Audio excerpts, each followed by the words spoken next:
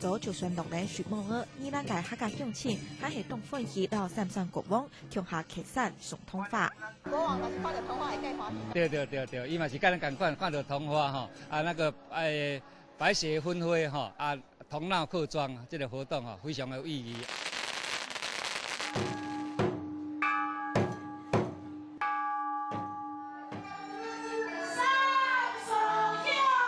已經期盼第3屆宜蘭三山國王客家文化節，係類似提奉東鳥嘅三山國王信仰，又拄好拄到4年通花5年節，今年公台期盼變做動用2000枚嘅老國王鄉下欣賞通花嘅法通。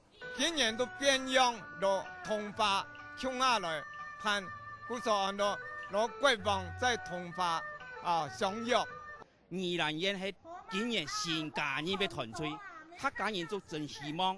通花帶來嘅客家經濟嘅發展、文化塵土。